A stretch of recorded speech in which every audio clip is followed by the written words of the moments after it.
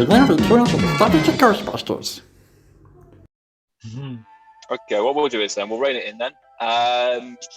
Okay, so going back to obviously equipment and stuff that we were talking about earlier. What are we expecting? Any more canon? Are we expecting video game to be canon? Are we expecting Ghostbusters to be canon? Are we going to see any extreme Ghostbusters traps, for instance, that are being pre-made? What are your thoughts? Maybe it's Easter eggs. Maybe it's Easter eggs. I can't see the video game being canon for someone. I just can't. Originally, I thought the game might be canon because obviously it was the last thing that Harold Ramis had a writing credit on for Ghostbusters.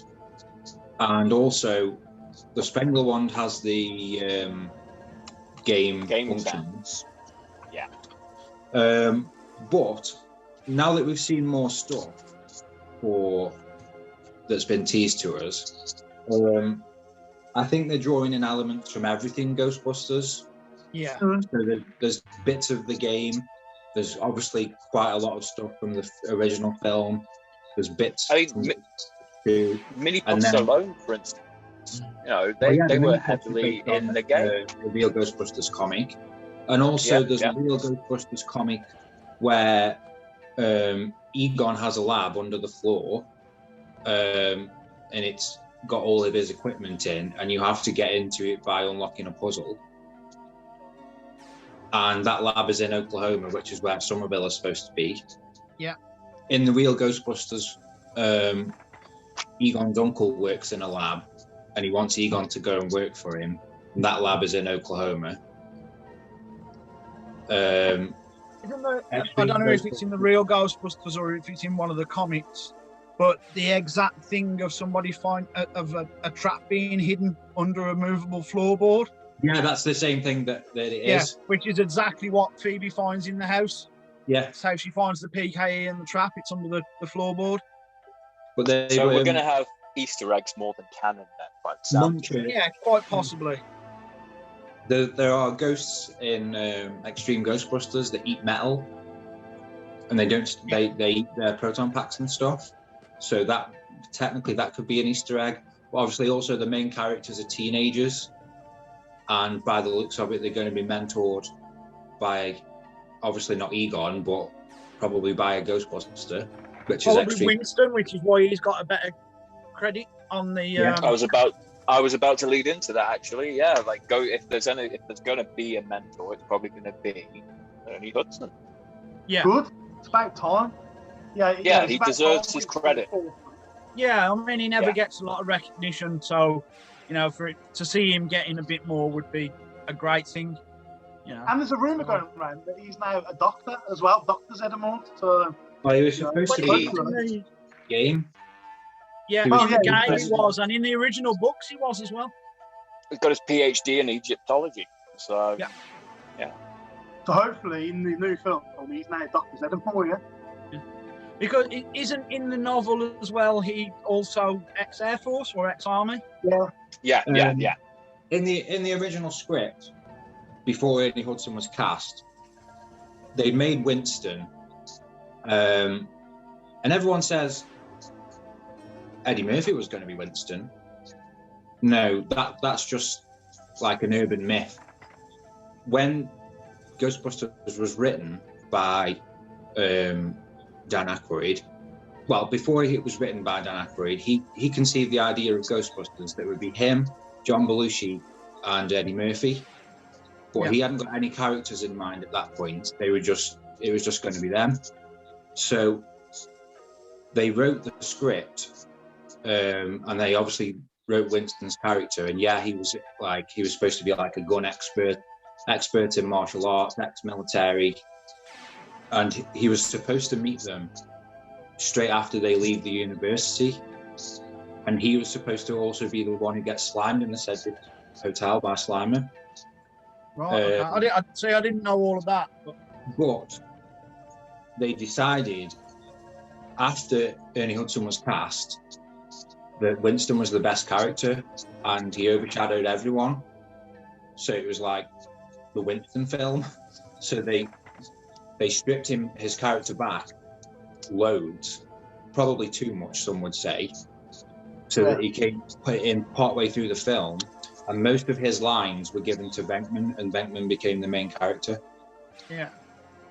I mean, Ernie Hudson himself always said that when he first read the script, Winston was just a heavy dude. He was in the film like from the beginning, you know. And then he when said he something came like to be, you know, he came in on page, I can't remember the exact numbers, but he said something like, I came in on page 3, and then when I actually got to the film, I didn't come into like page 103. Yeah. I've heard him say that. Shame as well, really, because Winston is a good character. He is a good character. Yeah. I really like Winston, and I hope Ernie Hudson stays on after Afterlife as the mentor for the, you know, moving forward. Yeah, that would be a really good move if they did that. Definitely. At the end of the day, he's always been the everyman as well. Yeah. Oh yeah, Annie Potts. Yeah. Because then that would mirror Extreme Ghostbusters as well. They just obviously have Winston instead of Egon. Yeah, and you've got Janine helping him out as well. Yeah. I mean, let's face it. I mean, Annie Potts, she's in her mid-60s, late 60s, but she could easily stay on as a receptionist. Yeah. Easily. Yeah. But Ernie Hudson has said in the past that he's like, stop bringing me posters of Bill Murray. I want to sign posters of Winston. Yeah. And then he was like, the problem is there's not many posters of Winston. No. But he was saying that there used to be a video on YouTube that a fan had filmed, and you can't find it anymore, but it was Ernie Hudson looking directly into the camera and saying, you know, I'm sick of signing these posters. I'm sick of signing Bill Murray's face. And he said, if another Ghostbusters film does get made, I want to know where Winston lives. Is he homeless? Does he live in a firehouse? Has he got his own, like, what are his hobbies? I want to have a backstory for Winston. And then obviously when Afterlife was announced and it was just the teaser with the Ecto-1 in the barn, and we knew absolutely nothing about it, everyone was saying to Ernie Hudson, like, are you going to be in it? And he kept saying, probably not. He kept saying, I'm holding out to see how good the script is. I want to be a main character and not just a side character. He said, like, I'm old enough now where I only want to take interesting parts. If it's not interesting to me, I won't take it because I don't need to. So he's obviously held out, and whether that's just a big marketing ploy to market Ghostbusters Afterlife, or whether he's been genuine, because he had said in the past, like, it's his job to sell films, but he also said genuinely Ghostbusters Afterlife is a brilliant film. I'm not just saying it to sell the film. If you're a Ghostbusters fan, you'll enjoy it. I've seen the video of him saying that as well. Yeah, but he's obviously listed as a main character and not. But he's got a starring role, isn't he? He's got them, like, if you look at the posters and stuff, him and Annie Potts are the headlining cast. Yeah. A starring and not, co-starring, as it were. Sorry, Scott, what were you about to say? So, do you think there's anything in it that the fact that he's seen the film before Dan, and I don't even know if Bill Murray's seen it yet, or at least it hasn't been said if he's seen it, but he obviously, there was, him and Jason sat down, watched the film together. Yeah. So there's clearly that they're putting him, because there will be a lot of kids, should I say, that are going to watch Afterlife and not know who he is. You know what I mean? Like probably Bill Murray, there probably will be, but or Dan, they're probably not going to know any of the original cast or the original. So the other reason why I think he's going to be a main role in it is because he's the one who's been committed to Ghostbusters. Yeah. Not just to make a film, but to the fans. Like Dan Aykroyd has been committed to it, but all he's been interested in is, I want Ghostbusters 3, and that's all he's been saying for the past 30 years. We're going to start shooting Ghostbusters 3 next spring, and he's been saying that since 1991. So he has retained his interest, whereas obviously Bill Murray hasn't. But obviously, if they want to carry it on after Afterlife, Ernie Hudson is the clear choice to do that because Bill Murray probably won't do another one, and his interest will wane again. Aykroyd's too mental to do another one now. Even if he wanted to, he doesn't do that many films now, does he, Dan Aykroyd? No. He's more interested in. Didn't Dan Aykroyd and Ivan Reitman set up Ghost Corps? Yes. Yeah. To a degree. They had a hand in it. Yeah. They had a hand in it. So obviously Dan Aykroyd, Dan Aykroyd had said, after Ghostbusters, it's all about the Benjamins. They pitched Ghostbusters 2016 as being Ghostbusters Multiverse, and there'd be a sequel film with men, but not the original men, and there'd be a younger crew, and then the original Ghostbusters would fit into that somewhere, and then they'd have a film where they all merged together, because it came at the time where obviously Marvel had been really successful with their MCU, and everyone was trying to emulate that, so Universal tried to make their horror universe that lasted for one film. Yeah, it didn't work out. But they cast people in for all the films. Like they cast Dr. Jekyll and they cast other people to be like the Wolfman and stuff. Yeah. And it never got anywhere. And then the same happened with Ghostbusters. They made Ghost Corps with the idea that we're going to build on our most successful franchise for Sony. That's been forgotten about, but they went about it the wrong way. If they'd have made a sequel to Ghostbusters 2, first, and then got people's love for it again, and then further down the line said, here's a brand new cast, it's in a different universe, but it connects to Ghostbusters, it would have been better to do it that way. But people would have respected it and would have been on board. This is a reboot, but we're going to try and bring in the existing audience and then exclude them when they get here. Yeah. I mean... Not a great selling point, is it? All they needed really is what Afterlife is doing, which is a soft reboot in effect. Yeah. Rather than the hard reboot that they tried to do. Well, that's become the trend instead, hasn't it? Like 10 years ago, everything was a reboot, and now everyone's sick of reboots. So they're like, okay, then, well, we'll still reboot it, but you'll have the original characters in there to reboot it for you. Yeah, that's it. I think people. I mean, reboot is if you use reboot in the same sense as Blade Runner 2047, as Force Awakens, for instance, reboot or Jurassic World. Reboot works because it's honouring what came before it and moving on.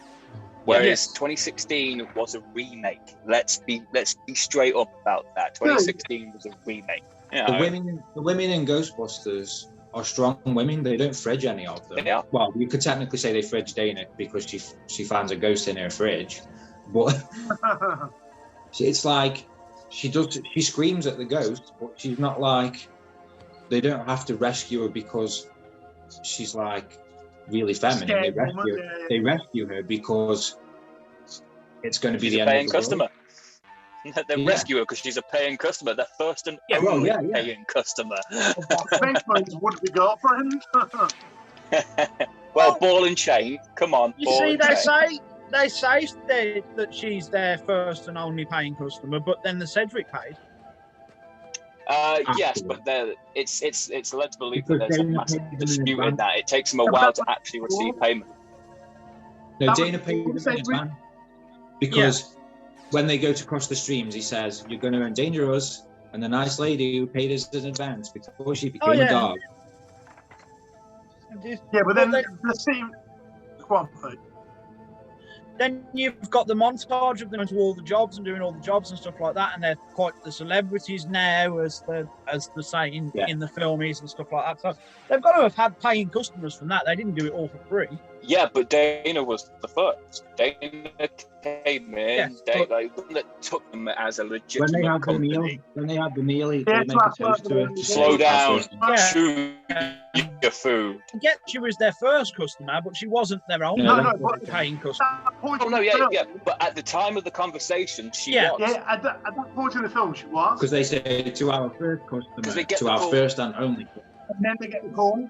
Only customer. Yeah, exactly. And then they get the call from Sedgwick. And then it's the montage. Because everybody needs a montage. You've got to have the Even Rocky montage had a moment. montage. Okay, there's two things I want to bring up about Afterlife, actually. One, JK Simmons. He's definitely Shandor, right? He's definitely got to be Shandor. Shandor. He has to be. Shandor, 100%. JK Simmons is a legend in everything he does. He's got to be Shandor. He has Is he to Shandor or is he the new Gozer? He's got to be Shandor. I'm telling you, it's. There's got to be a Gozer. There's going to be a Gozer. JK Simmons could be the mayor. Yeah, but then we'll be going into. But we'll be going into video game territory at that point because the mayor was possessed by Shandor, wasn't he, in the game, if I remember right? So. Yeah, but that could be a crossover from the game. That's not beyond the realms of possibility. Could be taking elements and incorporating them. Yeah. Like, you don't think about it when you talk about Ghostbusters generally, but the mayor is a really strong character in Ghostbusters. Yeah, he is. The first mayor is. I mean, from the one that we have in Ghostbusters 1 and 2, somebody get me the Ghostbusters. The walls in the 33rd precinct were bleeding. I mean, Shandor and the mayor could be one in the same person. Shandor could be. Again, that was the video mayor game. of that That was town. video game all over again. That was because Shandor had possessed the mayor throughout, way before the game had actually began, basically. That's it. Because the mayor hadn't even realised he'd been re-elected. No, that's a plot hole in the game. Because it's set in 1991, and it's like at the end they say, well, you got re-elected, but there wouldn't have been an election in the time between Ghostbusters 2 and the game, not let alone to have a re-election. Yeah, good point, actually, because Ghostbusters 2 is 89, isn't it? 5 years. Yeah. So, yeah, of course, you wouldn't have a re-election in 2 years. Have you heard the rumour that apparently... This is like, take it with a pinch of salt, but apparently there's going to be a third terror dog called the Guardian. No. I don't know how true that is. Maybe the Guardian. Yeah, let's talk about the terror dogs.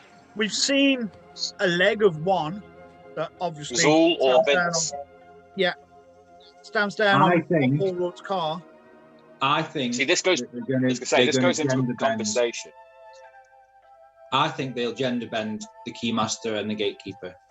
We were having this conversation the other day. Because obviously it's quite a trendy thing to do at the moment. Yeah, true. Is gender swap roles. But I don't think they're going to do it necessarily because it's trendy. It's actually quite. I think it would be interesting if Gruberson became the Gatekeeper. And Dana became the Keymaster. Yeah, because there's got to be a reason. There's got to be a reason and a good reason to bring Dana into it. The original guys, they come back because there's ghostly activity, but why is Dana there? As I said to Joe the other day, I think Dana will literally be in it. So when shit hits the fan, and everything's on TV, and the OG gangs realise that's their equipment, that's their stuff. I think there'll be a nod where Murray wants to leave, he's a bit indecisive of whether he should jump back in or not, and you'll get a nod from Dana with maybe, no, Oscar wouldn't be there. But either way, you'd get Dana there with a slight little nod to be like, go on, go do it. And that will probably only be it. And that will just confirm that they've managed to keep their relationship since 1989. I can't see Dana becoming a terror dog again. I can see Carrie Coon becoming a terror dog. See, I think the reason why I believe that Gruberson will become the Gatekeeper is because in Ghostbusters 1, Dana gets possessed by Zool. When Venkman investigates her fridge, he's like, look at all the junk food. Look at all the junk food. She eats junk. Louis, Tully, eats healthy food. Yeah. Mr. Gruberson is seen in that shop of the mini puffs buying ice cream. He's going to pig out. Baskin Robbins, the works, yeah. And then the scene, we don't know for sure, but he's wearing the same clothes. So presumably the direct scene after that is the terror dog landing on his bonnet. Yeah. In the parking lot, yeah. Presumably in the parking lot outside of the shop that he's in. Mm. Yeah. Which is rumoured to be Walmart, by the way. Well, he's Walmart. Obviously, that goes against what I said about Dana being the keymaster, but the way Sigourney Weaver appears now, she could only look the way she is if she now eats healthily. Yeah. Because she's a woman. So if she is now eating So. and that's a connection, then she could be the keymaster, and that would be her role in the film. Because otherwise, unless it's what Nate said, she's got no reason to be there. Of what we know so far, the only thing that would dispute what I'm saying about the keymaster and the gatekeeper is that those names are like synonymous. Yeah, they're yeah, that's it. I mean, my other theory was that Dinah's still partially possessed by Zool. Like traces of Zool are still there. Zool and, yeah. So it's the terror dog doesn't have to repossess her because she's already kind of possessed. That theory could work as well, because going back to what we said before about them drawing on other elements of Ghostbusters, there's the Sanctum of Slime game and the comic where they talk about Janosch being susceptible to being possessed because he's been possessed before. And that also happened in the game to Ray, because Ray was possessed by Vigo. He then gets possessed again in the game, and they take the piss out of him for it. That's very true, yeah. So, the scope there for Dinah to still end up being a terror dog again. Yeah. Yeah. I think that's very interesting. It's an interesting, but I definitely see your view, Joe. Like the Gruberson has got to be the gatekeeper. He's got to be. He's definitely going to be a terror dog, whatever happens. The correlation with the junk food, I don't think anybody else has really picked up on. I haven't heard that anywhere, to be honest, Joe. Here's another theory that I've had since the beginning of the Afterlife stuff being around. Is Gruberson Oscar? Because at the moment we don't know Gruberson's first name, and we never knew Oscar's second name. That was my original theory when Paul Rudd was first announced. But I'm sure again, Oscar Barrett. I'm sure he is. Age-wise, he would have been. Oscar would have been one, wouldn't he, in '89? So that would have put it 9 months. We all know that Paul Rudd magically doesn't age for like a mid 50-year-old. So he could potentially pull off a mid 30-year-old if he had to. Is he Oscar? Is he? He could be, but then there's also that rumor going around that he's also what was I going to say? He's been lured there by Shandor, by the cult of Shandor, because he's a descendant of Shandor. There's a rumor of that as well. That applies to the game as well, because Alyssa in the game helps the Ghostbusters whilst unknowingly being a descendant of Shandor. Yeah, because Venkman turns around and says, "Oh well, how do you feel about being a blood relative of Ivo Shandor?" And tries to be cute and curtsy about it. The latest trailer, we've got Mr. Gruberson at Walmart or wherever he's buying ice cream, and we're saying that Callie, she's relatively healthy, so her fridge is full of healthy food. So it could be, again, another sort of theory is that Mr. Gruberson, Callie are on a date, and obviously her lifestyle's quite healthy, so she thinks, sod it, I want ice cream. Sends him out late night, 24-hour shop, to buy a big tub of ice cream, because there's got to be a reason why he's buying a tub of ice cream. And the blue velvet. The blue velvet, yeah. And then obviously the next scene is the terror dog jumping on the car. And at that point, he then goes back to the house. Maybe he's possessed, and then that's where it starts. Because then they need a reason why the kids are so invested in what they do, and it's obviously a tie-in with saving their mom.